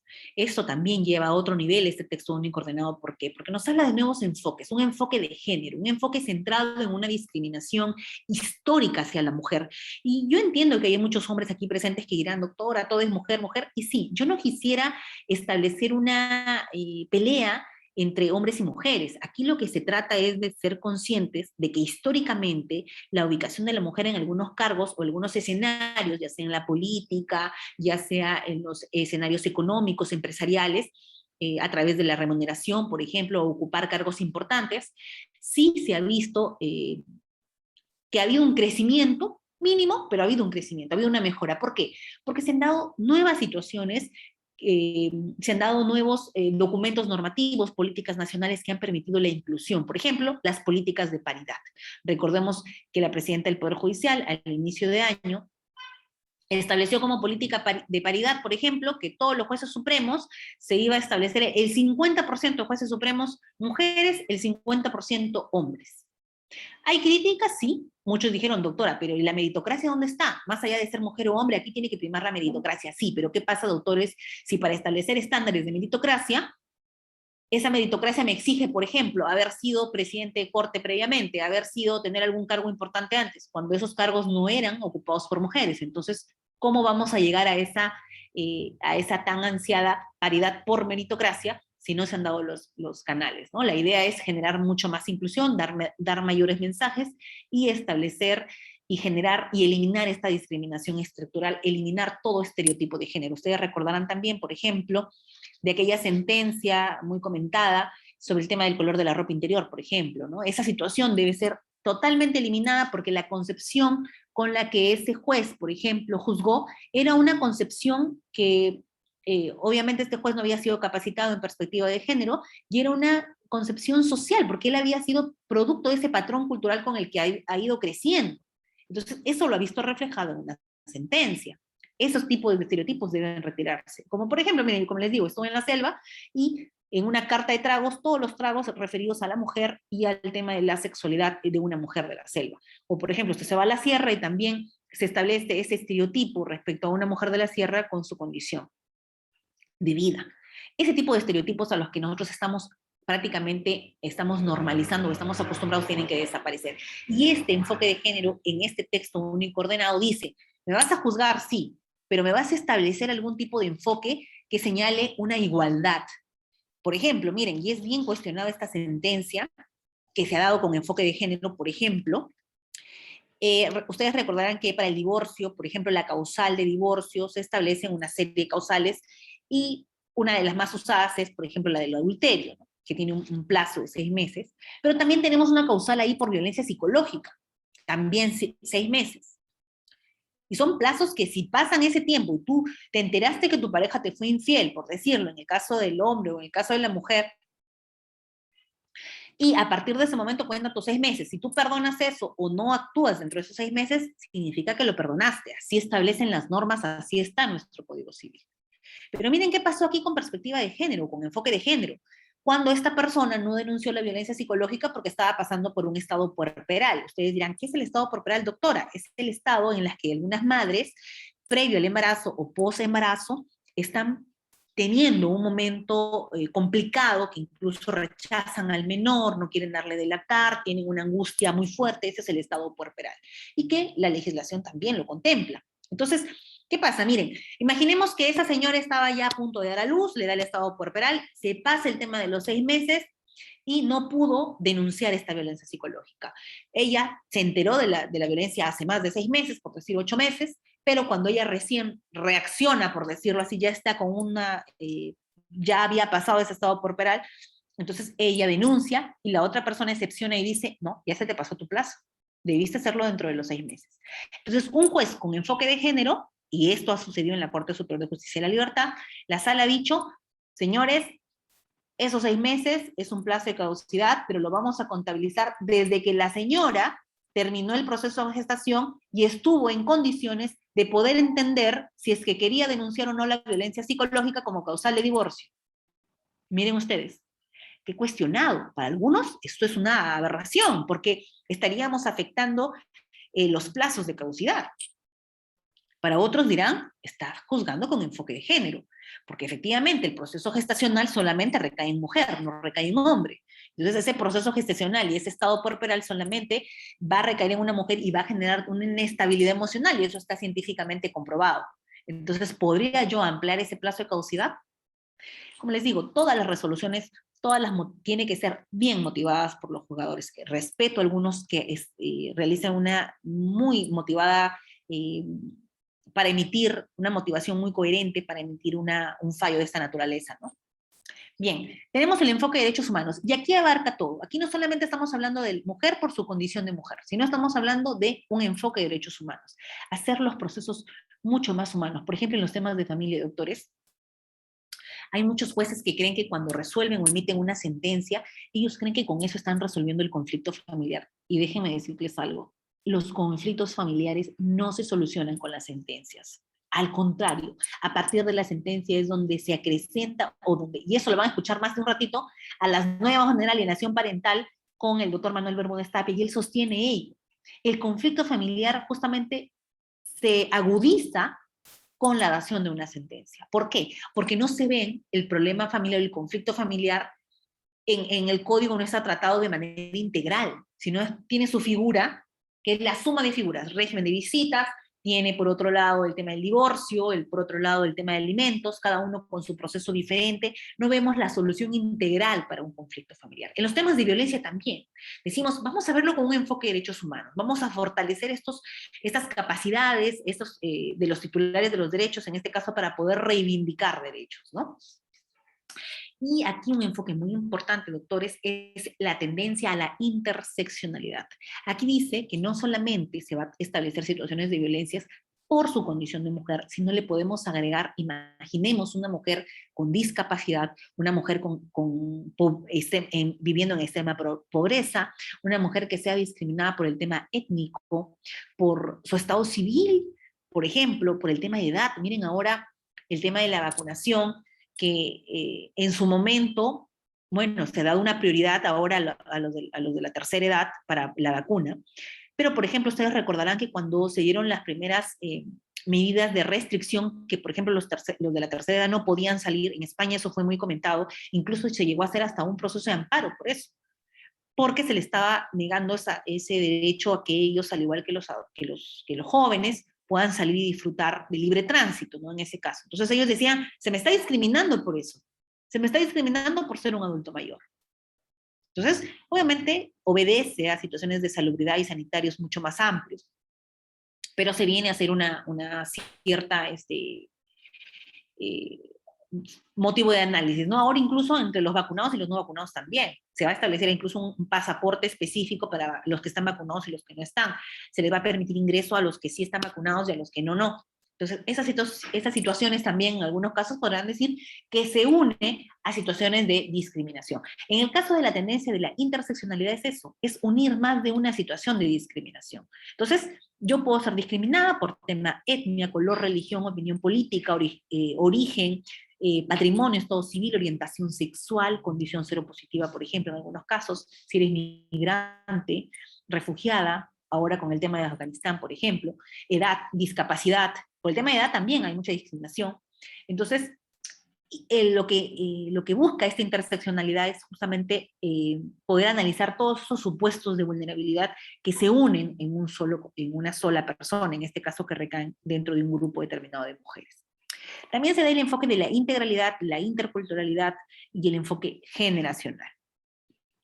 Bien, yo quiero hablar ya del procedimiento en sí, pero veo que están levantando la mano, así que aquí vamos a hacer otra pausa. Aquí quiero que ustedes vean bien cuál es el proceso para que cuando ustedes vean alguna situación de violencia digan, doctora, ¿cuál es el canal? ¿Cómo debo hacer? ¿Cómo es que se trabaja en el texto único ordenado? ¿Cómo se viabiliza este proceso? ¿Bien? A ver, vamos a dar opción otra vez a las preguntas. Sí, doctora. El doctor Alfredo, a ver, vamos a ver. El doctor Alfredo Jorge, que habíamos quedado sin el audio y su participación. Doctor, bienvenido. Sí, gracias. ¿Me escucha, doctora? Bien, doctor, le escucho. Gracias, doctora. Más bien felicitarla por su ponencia excelente, una maravilla conocedora del tema. Pero voy a tomar, justo la pregunta es en base justo a lo que usted estaba especificando anteriormente. Uno, responsabilidad del Estado, con la participación de un compañero que es también comisario, y habló otros temas, y el último que dice enfoque de derechos humanos. En este caso, la policía, para cumplir como operador de justicia, para cumplir todas las disposiciones que emanan toda la ley, la 3364, y sus modificatorias, ¿no? Ya sea en protección, ya sea en la denuncia, ya sea en intervención en flagrante delito, ya sea para cumplimiento de las medidas de protección ante un agresor con un nivel de resistencia agresivo. La policía obviamente está facultada a usar la fuerza, ¿no? Pero como consecuencia de esta facultad de hacer uso de la fuerza ante una agresión y por situaciones de violencia contra la mujer, y obviamente creo que es la 1410 o la 1410 o la 1386 creo que modifica la 30364 que habla con respecto al uso de la fuerza por parte de la policía en situaciones de protección a situación de violencia contra la mujer, ¿no? Entonces, ¿a dónde quiero aterrizar la pregunta? La policía ahorita tiene 3 principios para el uso de la fuerza: legalidad, necesidad y proporcionalidad.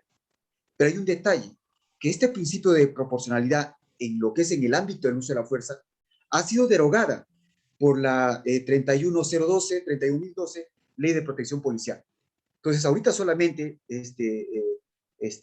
tienen la legalidad y la necesidad. Entonces, no pueden sustentar ese principio de proporcionalidad, por un lado. Si bien es cierto, en función policial, entiendo que la policía está facultada a usar la fuerza, no la legítima defensa, ¿no? La legítima defensa no encaja en la función. Entonces, o sea, esa es una pregunta, ¿no? Entonces, es más, teniendo en consideración que le dice el 11º plenario, con respecto que en paz descanse, que yo goce, nuestro Felipe Villavicencio, quien dijo que se invoque a los jueces, que no se puede aplicar la legítima defensa a la policía cuando tiene una ley especial de uso de la fuerza. ¿Cómo sería cómo sería un juez o un fiscal cuando el agresor denuncia a la policía por excesivo uso de la fuerza, cuando la policía hace todo lo posible para cumplir? Y sin embargo, ojo, no puedo decir nombres ni qué unidad, pero hay un efectivo, por estas situaciones de violencia familiar, está, bueno, creo que está en la etapa fiscal, Claro. en la etapa fiscal, están pidiendo, bueno, que se le aperture eso por el exceso, por abuso de autoridad, ¿no? Entonces, ¿cómo queda la policía por ejemplo, por eso le pregunto a usted, ¿cuál sería su opinión respecto a la facultad del uso de la fuerza, obviamente, sin la proporcionalidad, ¿no? Ante una situación de cumplimiento de cualquier modalidad de protección a situaciones de violencia contra la mujer o integrante del grupo familiar? ¿Cuál sería ante esa precariedad o protección también policial? Por eso que el policía a veces, mejor no entro porque hay problemas. Claro, hablamos de una intervención inmediata y oportuna por un lado, que nos dice el texto único ordenado, nos dice, tienes que, incluso si no lo haces, tienes responsabilidad. Entonces estamos hablando en un cajón que, y agradezco definitivamente su pregunta, su intervención. Esto es muy importante, por eso les digo, este tipo de eventos son tan importantes, porque aquí, doctores, se gestan incluso nuevas políticas. Qué importante sería que de este lado de la pantalla nos acompañen también, por ejemplo, algunos actores con poder de decisión. Que la pregunta que nos está diciendo aquí el efectivo policial sea también planteada a nivel de actores con poder de decisión. Nosotros, como jueces, podemos, en un caso en concreto, pero no como política nacional. Lo que podría darte yo es mi comentario. Y qué terrible lo que está sucediendo en el Perú. Y no solamente en los temas de violencia. Aplicar o llevar, considero personalmente, que juzgar a un efectivo policial, ya con el tema de la legítima defensa, ya de por sí es establecer, imagínense, les estamos estableciendo para que su actuación sea validada una serie de requisitos que es casi, que son muy de difícil probanza. Y entonces ahí va a ser lo que va a perjudicar de alguna manera la actuación de este efectivo policial. Entonces, es cierto lo que dice el colega en este momento, y aquí parte porque el desorden que les había dicho en un primer momento. Se generan políticas para defender, para erradicar la violencia, pero ¿acaso en esa política, para formar esta política que cerró en el 2021, o incluso en esta nueva política que se nos viene, en esta estrategia nacional de lucha contra la violencia, han convocado a los verdaderos actores de que se viabilice esta lucha? ¿Quiénes son los principales actores? ¿No es acaso la Policía Nacional? ¿No es el primer contacto de la víctima por tradición? Porque si bien es cierto, ahora podemos generar nuevos canales, Centro de Emergencia Mujer, directamente en el órgano jurisdiccional, directamente en la Fiscalía, pero no podemos ser ciegos a los datos. ¿Quién es el que en mayor porcentaje recibe, o sea, noticia de las situaciones de violencia? Son las comisarías. Entonces, ¿quiénes deben participar en la elaboración de esta política para que esta política sea efectiva y que en esa política, al momento de gestarse, tenga la intervención del Ministerio del Interior? En su momento, que tenga el Ministerio de la Mujer, que tenga también aquella sociedad civil organizada, que también es consciente de aquellos grupos de mujeres, por ejemplo, que se organizan, que tienen grupos de ayuda, que en algunos casos son mucho más activos incluso que las propias casas de acogida que establece el Estado. Entonces, ellos son los convocados para poder gestar una política.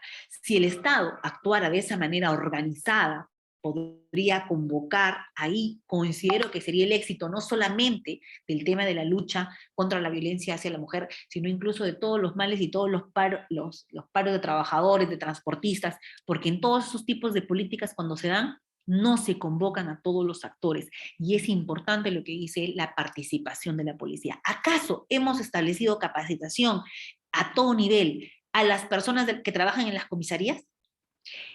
Miren, sin ir muy lejos, y eso que en zonas de mucho más difícil acceso debe ser complicado.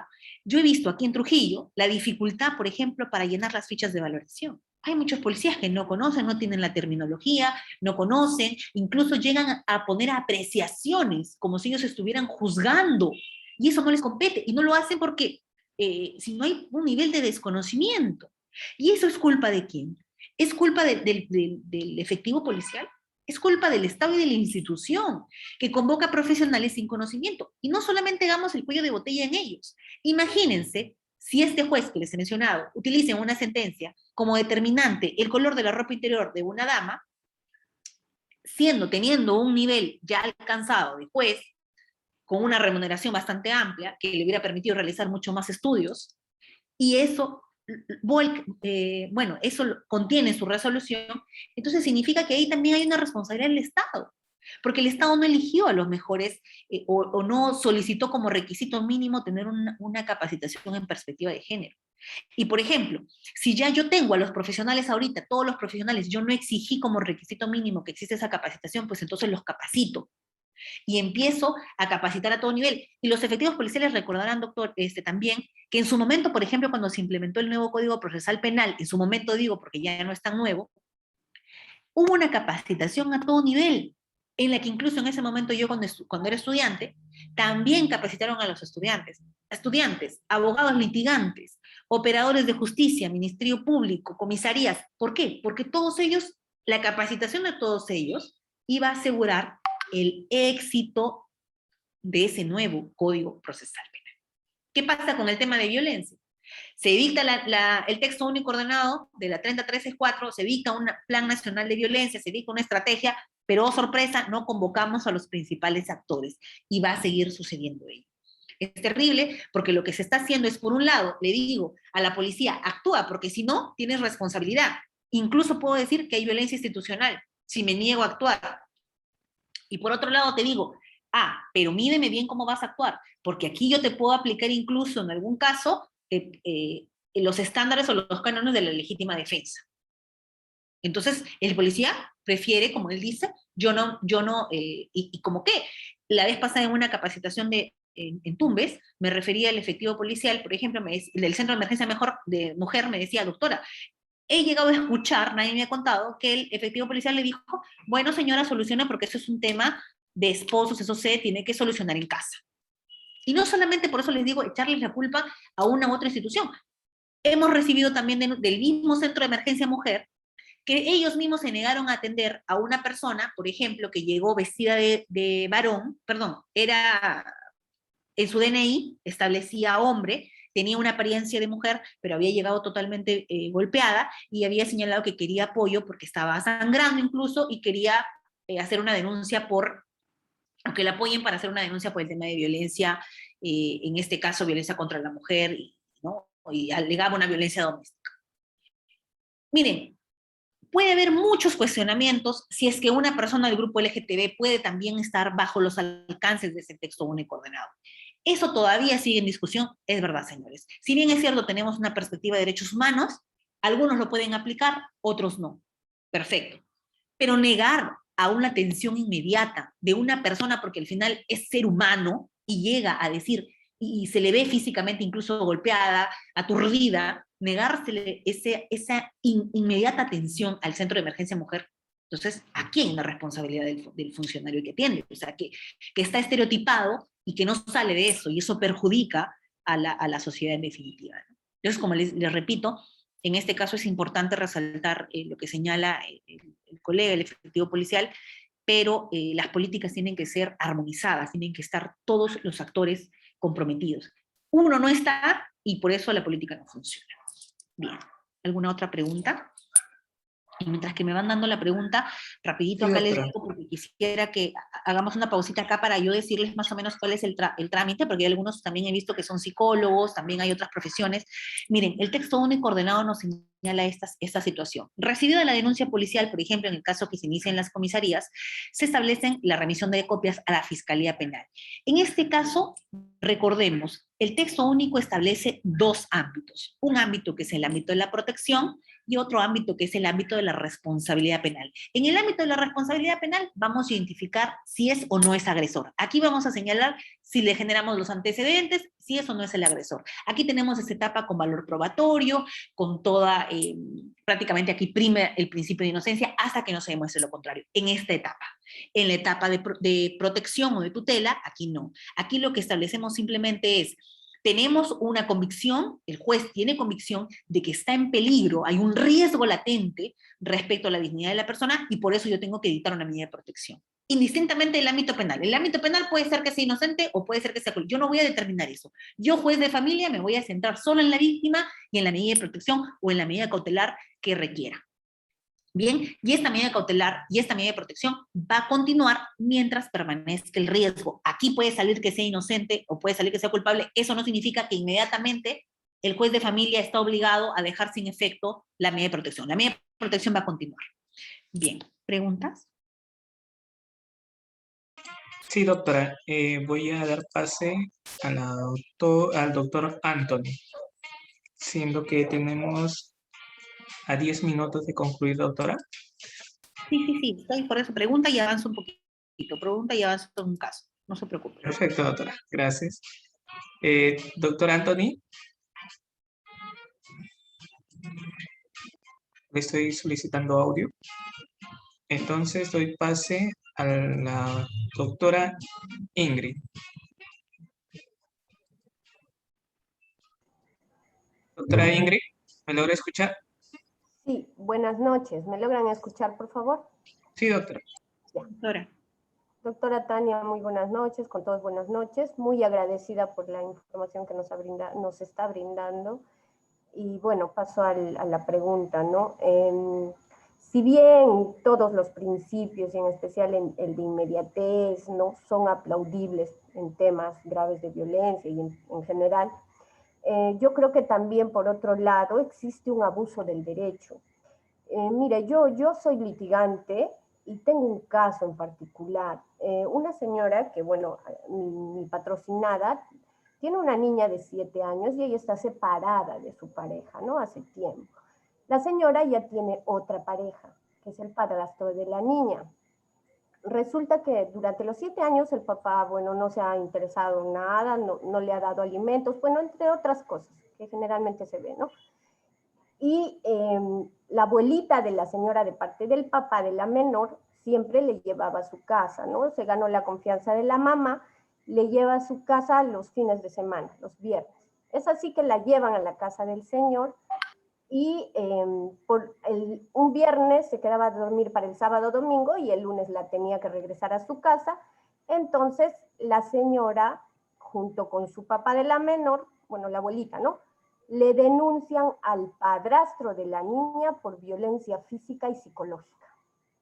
Y como es normal, se dictan medidas de protección, diciendo que no debía acercarse el padrastro a 200 metros de la menor.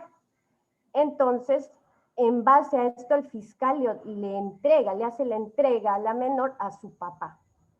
Y desde ese día su papá no le permite ver a la niña, a su madre, que la ha criado 7 años. Le tomaron el reconocimiento médico y salió negativo, no tenía ninguna lesión. Y para el reconocimiento psicológico, bueno, en la fiscalía se aperturó un cuaderno para la prueba anticipada, declaración única, que sabemos que con el tiempo y como este tema de violencia psicológica no tiene mucha relevancia, se podría decir, entonces supongo para octubre o noviembre estarán citando bueno, ¿no?, a su declaración única en Cámara de Juez. Pero a la señora hasta el momento no le deja ver a su hija. Entonces, prácticamente la ha quitado. Y la señora, bueno, yo le he asesorado y está presentando otra denuncia por maltrato psicológico de parte del papá de la menor a la menorcita. ¿Por qué? Porque la señora ha ido a la policía, ha tratado de verle a su hijita, no le dejaba ver. Entonces, al final, ella presentó una denuncia por maltrato psicológico en agravio de ella, tampoco le dieron medidas de protección, entre otras cosas. Entonces el papá no le deja ver a la menor y aparte le hace llorar, entre otras cosas que usted debe entender, ¿no?, la menorcita. Y yo creo, ¿y dónde está la proporcionalidad, el principio de proporcionalidad de la jueza con ese casito, ¿no? Miren, yo no, en los temas de las exposiciones o en las ponencias no es bueno analizar los casos en concreto y les digo por qué. Porque aquí no tenemos el valor probatorio. Yo no puedo juzgar si la actuación del juez fue buena o mala porque ustedes saben que eso es en razón de lo que dice el expediente. El expediente para mí es lo que guía y cómo yo puedo tener ese contacto a través de las entrevistas, justamente con el menor, a través de las entrevistas con la víctima, y es tan importante eso para poder yo determinar el otorgamiento de medidas de protección. Ahora, las herramientas legales que que puedas utilizar durante el proceso, ya eso a nivel judicial, bueno, va a tener la oportunidad de establecerlo en los tiempos correctos, las medidas los medios probatorios correspondientes, ¿no? Sobre eso yo no podría opinar porque en todo caso, lo que tiene que hacer el abogado es visibilizar alguna situación que no genera violencia, más bien que no hay riesgo, porque, como les digo, establecer una medida de protección no determina que sea o no un agresor, ¿no? El establecer el alejamiento del padrastro, pues me imagino que en ese momento la jueza ha tenido que tener la convicción de que esa persona podría afectar esa dignidad y podría volverse irreparable, entonces por eso le dicta esa medida de alejamiento, ¿no? Bien, algunos me dicen, sí, hay que continuar con la ponencia, gracias, doctora. Miren acá rapidito, antes de acabar, revisen ustedes, por favor, doctores, este pleno jurisdiccional regional sobre violencia, se dio el 14 y 15 de octubre del 2020, y miren las preguntas que se lanzaron. Sobre todo, voy a ir a la última pregunta que ustedes mucho me han estado preguntando respecto a los indicadores. Miren aquí, cuando la evaluación psicológica no determina indicadores de afectación. Miren ustedes, la evaluación psicológica, o sea, teniendo a la mano la evaluación psicológica, no ha determinado indicadores de afectación psicológica o daño psicológica, sino que dice, su informe dice que solamente se establece una reacción ansiosa por los hechos acontecidos. ¿Qué dicen ustedes? ¿Significa que tengo que emitir medida de protección o no emito medida de protección? O sea, el juez va a dictar su medida de protección y tiene en la mano un informe, porque incluso se puede dictar según el decreto legislativo 1470, dicta medida de protección sin informe.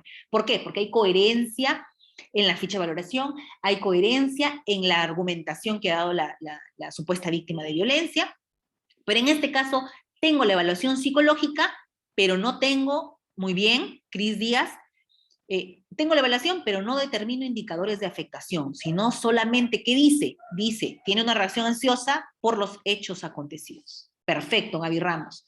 Sí se puede dictar medida de protección. ¿Y por qué? Ustedes dirán, doctora, pero si dice, si yo, perfecto, Oliver Pascual, para el juez lo que importa es si existe el riesgo de afectar, en este caso, la dignidad de esta supuesta violentada, porque si bien es cierto, no tiene un daño psicológico completo como tal, pero sí tiene esa reacción ansiosa. Ahora, esa reacción ansiosa, ustedes dirán, doctora, pero si la reacción ansiosa ha sido ligada a otros hechos, no. Tengo que tener convicción de que esos hechos son justamente los acaecidos, los que convocaron a esta denuncia de violencia. No pueden ser hechos antiguos o hechos por otra situación que la señora puede tener. Y esto, miren, ocurre mucho cuando se piden medidas de protección de personas, por ejemplo, que ya tienen alguna afectación psicológica previa. Aquí es mucho más difícil, porque cómo establecerse esa conexidad, ¿no? Ese es el problema. Es un estado, José Antonio, porque es un estado emocional de ansiedad. Teniendo la ficha de valoración de riesgo, se puede evitar la medida de protección. Si se puede evitar, perfecto. Muy bien, chicos. A ver, se puede, en este caso, por ejemplo, bueno, ya no sé si todos ustedes son abogados, pero acá también se preguntaban, por ejemplo, ¿qué pasa si se interviene? Tenemos se plantea una denuncia de violencia contra la mujer en un juzgado determinado y se vuelven a cometer hechos de violencia y aquí la pregunta de los jueces era, ¿tiene que pasar a otro juez? ¿Puede pasar a otro juez? ¿O tiene que ser obligatoriamente el mismo juez que vio las primeras medidas de protección? Aquí la respuesta fue por mayoría y dijeron que lo puede ver el juez que corresponda, cualquier juez, porque no te obliga a que tú sigas viendo el caso anterior. Bien, vamos a avanzar un poquito, por favor. Quiero mostrarles esto. A ver, vamos a dejar de compartir aquí para mostrarles porque el tiempo es cruel con nosotros hoy. Pero, doctores, vamos a tener otra oportunidad. Ahí les he dejado mis redes sociales para que me sigan. Así que vamos a tener otra oportunidad de poder conversar. Ahí, a ver, espérense. Un segundo le voy a... Creo que ya no abrí la otra. Bueno. Tenía abierta otra. Bien, miren, el decreto legislativo 1470 es lo que les había señalado. Miren, excepcional y mínimo formalismo. Bien, en el tema excepcional, ¿por qué? Ojo, este decreto legislativo es mientras dure la emergencia sanitaria, pero en realidad va a continuar porque es parte de la nueva normalidad, establecer los medios tecnológicos. Miren, ¿se utilizan recursos tecnológicos necesarios? Sí. ¿Se puede dar el traslado de jueces y juezas a las comisarías incluso? Perfecto. Se remiten los actuados a través de copias, a través del uso del celular, lo que dijo el compañero, incluso descarga su medida de protección y ya lo tiene en el celular. Se da preferencia al mínimo formalismo. Se prescinde de la audiencia, por ejemplo, en algunos casos. Se edita una medida de protección con la información que tengamos disponible. Incluso miren aquí a los que me han venido respondiendo, Albertina, Katy, Junior, a Fanny, José. Miren aquí, se puede dar incluso no siendo necesario contar con la ficha de valoración de riesgo, informe psicológico u otro documento que por la inmediatez no sea posible obtener. Imagínense, sin ficha de valoración de riesgo. Y ustedes dirán, doctor, entonces sin ficha de valoración de riesgo, entonces, ¿en qué estamos? Entonces, ¿cuál va a ser el fundamento para otorgar una medida de protección? Bien, doctores, aquí va a corresponder, como les digo, mucho la motivación. Y aquí alertas todos. Cuando vemos una situación de vulnerabilidad, ya sea a nivel de abogados, a nivel de estudiantes de derecho, personas que forman parte del Centro de Emergencia Mujer, la comunidad en general, también los psicólogos que tienen sus centros de atención, ante cualquier situación de violencia, nosotros tenemos la obligación de denunciar. Bien un comentario, por ejemplo, que dijeron, doctora, pero denunciar al final no hay casas de acogida. Sí, es verdad. Ahí deberíamos implementar, y si en estas ponencias, por ejemplo, están algunos trabajadores de las municipalidades, algunos trabajadores de los gobiernos regionales, lleven esto como proyecto. Las municipalidades no ejecutan, ni los gobiernos regionales ejecutan todo su presupuesto porque les falta doctores o que les falta proyectos. ¿Y para qué estamos nosotros en la institución en la que estemos? Si trabajamos en la policía, si trabajamos en las municipalidades, en los gobiernos regionales, llevemos pues este proyecto. ¿Qué es? Doctores, lo que más urge, casas de acogidas. Lo que más urge, conectar a la policía con los órganos jurisdiccionales. No esperar que se genere la interoperabilidad a través de la mesa de partes electrónica, porque creo que los que piensan eso no se han dado cuenta que en el Perú lo que más falla es el Internet, lo más caro es el Internet, y incluso en la Corte, aquí en la Corte de la Libertad, por ejemplo, hasta la fecha, no todos los órganos jurisdiccionales cuentan con servicio de Internet. En Julcán, por ejemplo, no tenemos servicio de Internet, las audiencias tenemos que hacerlas incluso con los celulares privados de los secretarios o con los celulares de los jueces, porque no podemos hacer audiencias, ¿no? Entonces, el tema del Internet se genera prácticamente una situación muy complicada ahora y tenemos que establecer alguna situación adicional.